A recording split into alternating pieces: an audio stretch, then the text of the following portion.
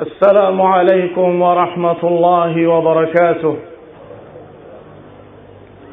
إن الحمد لله نحمده ونستعينه ونستغفره ونعوذ بالله من شرور أنفسنا ومن سيئات أعمالنا. من يهده الله فلا مضل له ومن يضلل فلا هادي له. وأشهد أن لا إله إلا الله وحده لا شريك له. وأشهد أن محمدا عبده ورسوله صلى الله عليه وعلى آله وأصحابه والتابعين وتابع التابعين ومن تبعهم بإحسان إلى يوم الدين. يا أيها الذين آمنوا اتقوا الله حق تقاته ولا تموتن إلا وأنتم مسلمون. يا أيها الناس اتقوا ربكم الذي خلقكم من نفس واحدة وخلق منها زوجها وبث منهما رجالا كثيرا ونساء واتقوا الله الذي تساءلون به والأرحام إن الله كان عليكم رقيبا. يا أيها الذين آمنوا اتقوا الله وقولوا قولا سديدا يصلح لكم أعمالكم ويغفر لكم ذنوبكم ومن يطع الله ورسوله فقد فاز فوزا عظيما. أما بعد فإن خير الحديث كتاب الله وخير الهدي هدي محمد صلى الله عليه وعلى آله وسلم وشر الأمور محدثاتها فإن كل محدثة بدعة وكل بدعة ضلالة وكل ضلالة في النار. Ikhwani fi din, a'azzakumullah. Kaum muslimin sidang Idul Adha yang berbahagia. Nasallahu ta'ala an yahdiyana wa yahdiyakum ila as-salah fi dunya wal akhirah. Allahu akbar. Allahu akbar. La ilaha illallah. Wallahu akbar walillahil hamd. Hari besar, hari yang dimuliakan oleh Allah Subhanahu wa taala, hari yang dirayakan oleh kaum muslimin, hari di mana kita selalu diingatkan oleh Allah Subhanahu wa taala tentang pengorbanan Nabiullah Ibrahim alaihi salam. Kaum muslimin rahimani wa rahimakumullah, pengorbanan yang membuktikan bahwa Allahu akbar, pengorbanan yang membuktikan bahwa Allah Maha besar. Allahu akbar, Allahu akbar, la ilaha illallah, wallahu akbar walillahil hamd.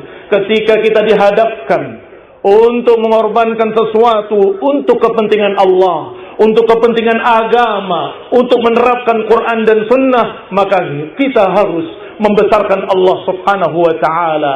Litukabbirullaha ala ma hadakum wa la'allakum tashkurun. Inilah hikmah hari raya, kata Allah, agar kalian membesarkan Allah dan agar kalian bersyukur kepada Allah Subhanahu wa taala. Kaum muslimin rahimani wa rahimakumullah, tidak lepas apa yang diajarkan dalam sunnah Rasulullah SAW selalu berkait dengan apa yang pernah terjadi pada Nabiullah Ibrahim alaihissalam dari sekian pengorbanan. Sebelum pengorbanan yang dicontohkan dengan menyembelih hewan kurban, Nabi Ibrahim sudah menghadapi ujian yang sangat berat ketika mengatakan kepada kaumnya, "Ma hadhihi tamathil allati antum laha akifun?" Berhala-berhala apa ini yang kalian beriktikaf di sekitarnya, yang kalian menyembahnya, yang kalian berdoa kepadanya? Ma hadhihi tamathil. Ikhwani fi din, a'azakumullah, sampai ketika mereka tidak mau mendengarkan nasihat Ibrahim alaihi salam. Ibrahim menyatakan kepada mereka bahwasanya sungguh kalian beribadah matan hitun, kalian menyembah apa yang kalian pahat sendiri, kalian menyembah apa yang kalian buat sendiri. Ini menjelaskan bahwa kalian orang yang bodoh. Mengapa kalian beribadah pada batu-batu dan berhala-berhala? Sampai barakallahu fikum, Ibrahim menyatakan dengan kalimat inni bari'um mimma tusyrikun. Kami berlepas diri dari semua apa yang kalian sembah. Kami berlepas diri dari sesembahan-sembahan kalian. Illa, kecuali Allah yang fatarani, yang menciptakan aku. Ikhwani fi din a'azakumullah. Ini adalah menegakkan tauhid, dan ini bukan tidak punya resiko. Bukan tidak beresiko. Wallah, demi Allah, mereka menyatakan dengan bantahan-bantahan yang keras kepada Ibrahim, sampai mereka berkata, Allah kisahkan dalam Al-Quran, qalu banu lahu bunyanan falquhu fil jahim. Bikinlah pembakaran besar, lemparkan dia ke dalam api. Kata Allah, fa'aradu bihi kaidan faja'alnahumul asfalin. Mereka bikin tipu daya, tapi Allah menjadikan mereka yang rendah. Kaum muslimin rahimani wa rahimakumullah. Kisahnya tidak jauh dari kita. Ketika Ibrahim dilemparkan dengan manzani ke tengah-tengah api, dan kemudian beliau terbakar dengan api, tetapi Allah subhanahu wa ta'ala menyatakan, ya naru kuni bardan wa salaman ala Ibrahim. Wahai api, jadilah engkau dingin dan menyelamatkan Ibrahim. Ikhwani fi din a'azakumullah. Api adalah makhluk Allah, ditakdirkan oleh Allah. Maka Allah katakan jadilah dingin, maka dia dingin. Ibrahim tenang di tengah-tengah api. Sampai mereka pun berkata, berbisik sesama mereka, sungguh demi Allah, sebaik-baik Tuhan adalah Tuhannya Ibrahim. Ikhwani fi din a'azakumullah. Persis yang Allah katakan dalam ayat ini, dengan kalimat bahwa mereka dijadikan asfalin. Mereka ingin membuat tipu daya, menghentikan dakwah tauhid, menghentikan dakwah la ilaha illallah. Ternyata Allah jadikan mereka yang rendah, Ibrahim yang mulia. Kaum muslimin rahimani wa rahimakumullah. Ibrahim rela berkorban, mengorbankan dirinya untuk menegakkan la ilaha illallah.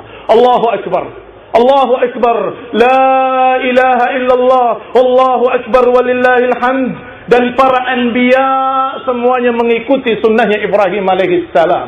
Allah berfirman, qad kanat lakum uswatun hasanatun fi Ibrahim walladzina ma'ah. Sungguh telah ada contoh teladan yang baik pada Ibrahim dan yang bersamanya. Yang bersamanya, kata para mufassirin, adalah para anbiya. Berarti maknanya telah ada contoh teladan yang baik bagi kalian pada diri Ibrahim dan yang bersamanya dari para nabi. Idh qalu liqaumihim, ketika mereka berkata kepada kaumnya, inna bura'a'u minkum wa mimma ta'buduna min dunillah kafarna bikum wa bada bainana wa bainakumul adawatu wal baghdha'u abada hatta tu'minu billahi wahdah. Ketika mereka berkata pada kaumnya masing-masing, kami berlepas diri dari semua yang kalian sembah.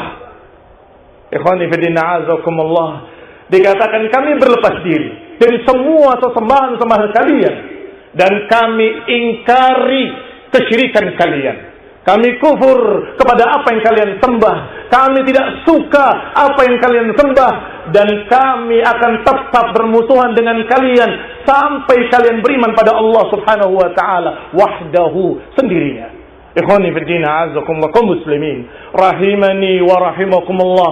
Pengorbanan Ibrahim alaihissalam bukan awal pertama. Masih ada ujian berikutnya, ujian berikutnya, ujian berikutnya, yang semuanya beliau terapkan dengan lengkap, tepat.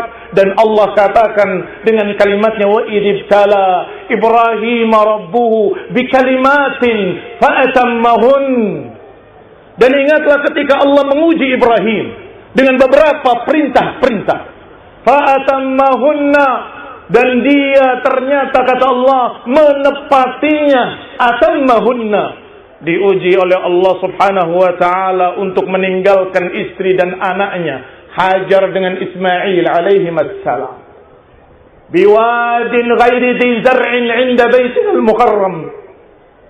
Dikatakan, kata Allah subhanahu wa ta'ala mengisahkan ucapan Ibrahim, Rabbana inni askantu min dhurriyyati biwadin ghairi dhi zar'in inda baitikal muharram Rabbana liyuqimus salah. Ya Allah, kami letakkan turunanku di lembah yang tandus, yang tidak ada pepohonan sedikit pun. Ya Allah, di sisi rumahmu yang suci. Liyuqimus salah, wahai Rabb kami, agar mereka menegakkan salat. Faj'al af'idatan nas tahwi ilaihim. Ya Allah, jadikan hati-hati manusia cenderung kepadanya. Warzuqhum minas samarati la'allahum yashkurun. Dan berilah rizki kepada mereka dengan buah-buahan agar mereka bersyukur. Kaum muslimin rahimani wa rahimakumullah. Tentunya bagi para wanita, bagi para ibu-ibu, ketika ditempatkan oleh suaminya di satu tempat karena menghadap atau karena niat untuk Allah, niat untuk ibadah kepada Allah, atau talabul ilmi, atau ibadah, maka harus menjadi seperti Hajar yang rela berkorban. Dia kebingungan, wahai suamiku, di sini tidak ada air, tidak ada apapun. Disiapkan, bukan tidak disiapkan. Suami yang baik tetap menyiapkan minumannya dan makanannya. Kemudian ditinggal. Masih bertanya lagi, kalau habis bagaimana? Ibrahim alaihissalam tidak menengok pada istrinya yang waktu itu membawa bayi Ismail.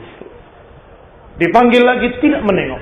Sampai pertanyaan berikutnya, Allahu amaraka bihada? Apakah Allah yang merintahkan seperti ini? Dijawab, na'am. Iya, Allah yang memerintahkan. Apa jawab Siti Hajar alaihissalam? Qalat, dia berkata, lain yudayyi'uni idan. Kalau begitu Allah tidak mungkin menyia-nyiakan aku. Taat pada suaminya karena Allah, taat pada suaminya dalam rangka mentaati perintah Allah, maka lain yudayyi'uha. Allah tidak akan melalaikannya, Allah tidak akan menyia-nyiakannya. Allah pasti menolongnya. Karena Allah berjanji, in tansurullah yansurkum. Kalau kalian membela agama Allah, Allah akan menolong kalian. Dan ini janji Allah Subhanahu wa taala. Wallahu la yukhliful mi'ad. Allahu akbar. Allahu akbar. La ilaha illallah. Allahu akbar. Allahu akbar walillahil hamd. Ikhwani fid din, a'azakumullah. Allah berikan jalan keluar bagi beliau Siti Hajar ketika mulai kehabisan airnya, kehabisan makanannya, maka kering susunya, tidak bisa menyusui anaknya. Beliau mencari ke sana kemari, dan ini usaha. Hendaklah berusaha, hendaklah dia berdoa dan berusaha beriringan. Jangan usaha tanpa berdoa, dan jangan berdoa tanpa usaha. Hajar naik ke Bukit Safa, mencari kalau ada orang-orang yang bisa membantunya. Kemudian turun kembali, berlari-lari. Kemudian naik kembali ke Bukit Marwah, melihat ke sana kemari kalau ada rombongan kafilah yang bisa menolongnya. Sampai 7 kali tawaf Safa dan Marwah, sa'i antara Safa dengan Marwah. Dan ini selalu diingatkan sepanjang tahun, setiap tahun di bulan Dzulhijjah ketika mereka haji. Ini khonibina azakullah bukan tidak memiliki hikmah. Wahai para wanita, hendaklah kalian taat pada suaminya dalam rangka taat pada Allah Subhanahu wa taala, mendukung suaminya untuk beribadah pada Allah, mendukung suaminya untuk berjihad fi sabilillah, mendukung suaminya untuk berdakwah ilallah, mendukung suaminya untuk talabul ilmi, untuk datang ke majlis-majlis ilmu. Jangan dihalangi mereka dengan alasan kami tidak punya apa-apa. Kami akan kelaparan di sini kalau kau tinggalkan 10 hari. Kaum muslimin rahimani wa rahimakumullah, agama perlu pengorbanan, pengorbanan untuk Allah Subhanahu wa taala. Kaum muslimin rahimani wa rahimakumullah, masih belum selesai ujian yang kedua ini. Masih ada ujian yang lebih berat lagi, yang ketika sudah mulai dewasa anaknya yang bernama Ismail alaihi salam.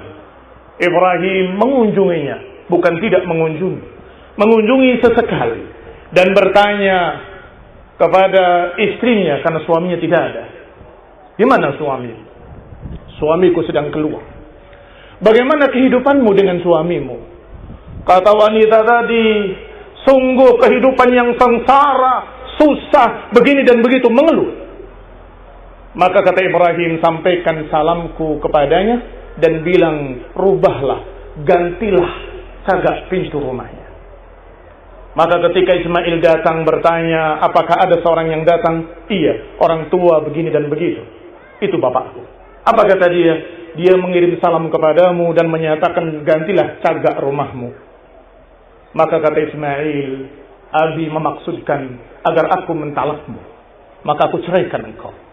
Kemudian Ismail menikah dengan yang berikutnya. Datang lagi suatu saat Nabi Ibrahim alaihissalam, dan seperti kejadian sebelumnya, tidak ada suaminya. Di mana suamimu? Dia keluar mencari ma'isyah, mencari makanan untukku. Bagaimana kehidupanmu dengan dia? Alhamdulillah, Allah berikan kemudahan, Allah berikan kebaikan, Allah berikan, Masya Allah, bersyukur pada Allah Subhanahu wa ta'ala. Maka Ibrahim berkata, sampaikan salamku padanya dan bilang, kokohkan, tetapkan cagak pintu rumahnya. Maka ketika Ismail datang menyatakan kepadanya, atau istrinya menyampaikan kepadanya ada yang datang begini dan begitu, sampai Ismail menyatakan itu adalah bapakku, dan itu memaknakan atau memaksudkan aku tetap denganmu dan aku mengokohkan engkau sebagai istriku. Ikhwani fillah azakumullah, lihatlah bagaimana yang pertama dengan yang kedua. Yang pertama, istri yang banyak mengeluh, istri yang selalu menyalahkan suaminya, suaminya begini, suaminya begitu, kurang ini dan kurang itu. Sedangkan yang kedua bersyukur pada Allah dan kemudian bersyukur untuk suaminya. Suamiku begini, suamiku begitu, dia susah mencari maisha untukku. Alhamdulillah, aku mendapatkan kecukupan dengan beliau dan kebahagiaan dengan beliau. Ikhwani fiddin azakumullah, bukan ini inti kisahnya.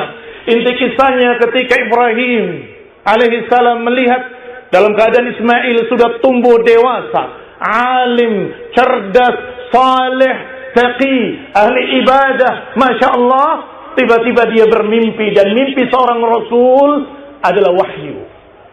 Allah memperlihatkan kepadanya dengan perintah untuk menyembelih anaknya.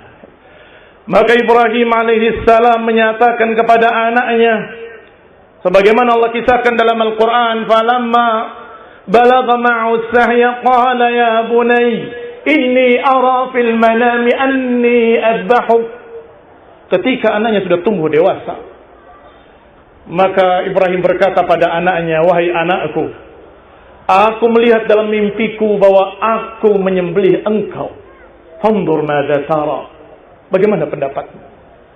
Ikhwani fillah azakumullah, Ibrahim orang yang siap berkorban dan siap mengorbankan apapun untuk Allah Subhanahu wa ta'ala. Tetapi beliau khawatir kalau Ismail belum siap. Maka ditanya, "Madza tara?" Bagaimana pendapatmu? Ternyata anak beliau alaihi wassalam adalah seorang hamba yang saleh. Maka Ibrahim menjawab dengan kalimat, "Ya abati fa'al ma tu'mar. Satajiduni insyaallah minas sabirin." Wahai ayahku, kerjakan perintah Allah. Engkau akan dapati aku orang-orang yang sabar. Ini siap untuk sabar. Allah lanjutkan kisahnya dalam Al-Quran. Falamma aslama wa tallahu lil jabin wa nadainahu an ya Ibrahim. Ketika sudah benar-benar ingin melakukannya, dan jidat Ibrahim sudah berada di batu tempat untuk menyembelih beliau, sampai pisau sudah menyentuh lehernya, maka Allah panggil Ibrahim, wa nadainahu ya Ibrahim qad saddaqta ar-ruya. Engkau telah membenarkan mimpimu. Artinya sudah diterima niatnya. Qala, kemudian Allah katakan, inna kadzalika najzil muhsinin. Demikianlah kami membalas orang-orang yang muhsinin. Inna hadza lahuwal bala'ul mubin. Inilah ujian yang sangat jelas, ujian yang sangat berat dan jelas beratnya. Ini khonibina azumullah, Allah katakan bala'un mubin. Tetapi Allah Subhanahu wa ta'ala setelah melihat niatnya yang tulus, Allah terima. Dan Allah katakan dalam ayat lain, wa fadainahu bidhibhin azim. Kami ganti dengan sembelihan yang lain, dengan sembelihan yang besar, yaitu seekor kibas, seekor kambing yang gagah. Kaum muslimin rahimani wa rahimakumullah. Kita tidak disuruh untuk menyembelih anak-anak kita. Walhamdulillah.